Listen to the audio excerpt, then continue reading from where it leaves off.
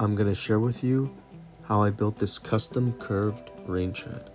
And if you stay till the end, there's a teaser for what's coming next.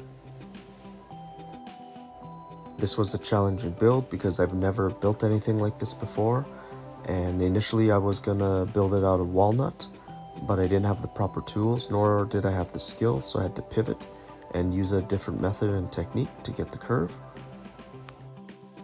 This build was done in the dead of winter, and I didn't have room in the shop, so I had to do it right in the living room and the dining room of the house. And as you can see, there's a lot of cords, a lot of trip hazards, a lot of sharp objects, and it was tight to maneuver around, but I had to make do. This project took a variety of different tools: a table saw, jigsaw, an angle grinder with a flapper disc. I'll show you where that comes into play, and a router table with a homemade router table actually. That was how I was able to get the curves for the templates that I was going to do. And each one of those curves needed to be glued together, so there were a lot of clamps involved and wood glue to hold everything together. Here is the back of the range hood and the basic structure. I'm boxing it in according to the insert size. The blower that I'm using is more of a high-end blower. It's whisper quiet, so it runs super nice. It moves a lot of air, and that was the reason why I chose that blower, and it was all custom made to fit that blower. As you can see, that's all of the laminated pieces of plywood that I put together. I needed that amount of plywood there so that I could fasten the drywall to it, because I had to pivot and not use walnut.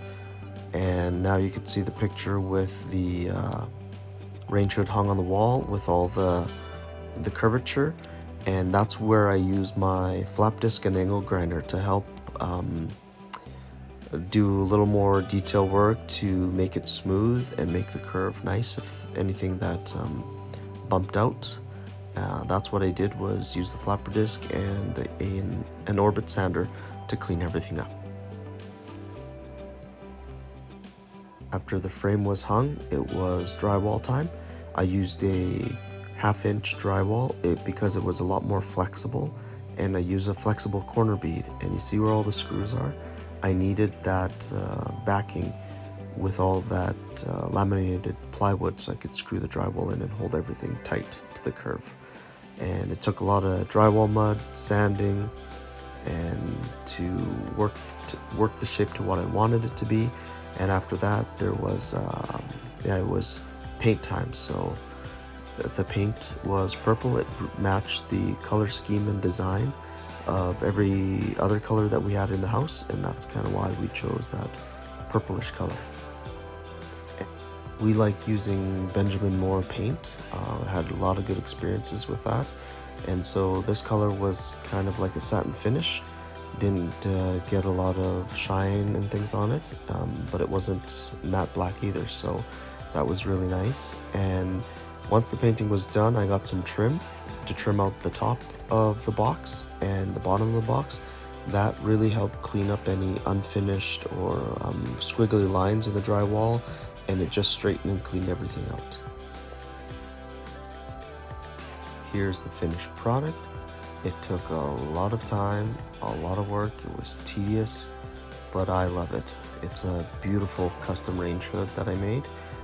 At first, my parents said, "Why are you building your own custom range hood? That costs a lot of money. Just go get one instead of spending all that time."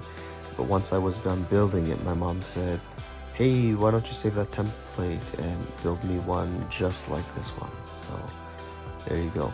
And now for the teaser. This is what this kitchen used to look like, and we bought this house and we renovated the top and the bottom. So I'm going to show you some of the projects and how this house was a 90-year-old house, and we updated everything and turned it into a little Airbnb.